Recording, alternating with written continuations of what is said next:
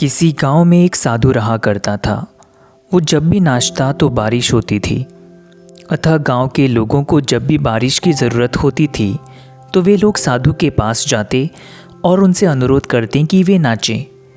और जब वो नाचने लगता तो बारिश ज़रूर होती। कुछ दिनों बाद 4 लड़के शहर से गांव में घूमने आए। जब उन्हें यह बात मालूम हुई कि किसी साधु के नाचने से बारिश होती है तो उन्हें यकीन नहीं हुआ।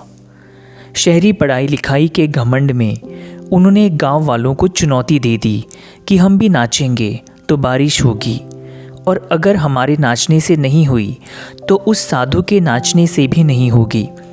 फिर क्या था, अगले दिन सुबह सुबह ही गांव वाले उन लड़कों को लेकर साधु की कुटिया पर पहुंचे।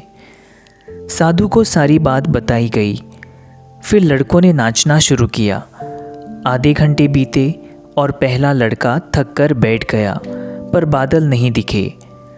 कुछ देर में दूसरे ने भी यही किया और 1 घंटा बीतते बीतते बाकी दोनों लड़के भी थक कर बैठ गए, पर बारिश नहीं हुई। अब साधु की बारी थी। उसने नाचना शुरू किया। 1 घंटा बीता, बारिश नहीं हुई। साधु नाचता रहा। 2 घंटा बीता, बारिश नहीं हुई। पर साधु तो रुकने का नाम ही नहीं ले रहा था।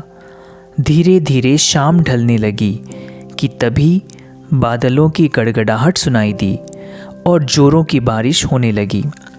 लड़के दंग रह गए और तुरंत साधु से क्षमा मांगी और पूछा, बाबा, भला ऐसा क्यों हुआ कि हमारे नाचने से बारिश नहीं हुई और आपके नाचने से हो गई? साधु ने उत्तर दिया, जब मैं नाचता हूँ तो 2 बातों का ध्यान रखता हूँ।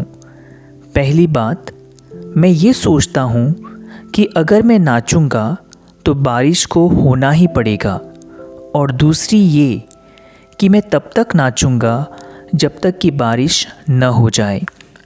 दोस्तों, सफलता पाने वालों में यही गुण विद्यमान होता है। वो जिस चीज़ को करते हैं उसमें उन्हें सफल होने का पूरा यकीन होता है, और वे तब तक उस चीज़ को करते हैं जब तक कि उसमें सफल ना हो जाए। इसलिए यदि हमें सफलता हासिल करनी है तो उस साधु की तरह ही अपने लक्ष्य को प्राप्त करना होगा।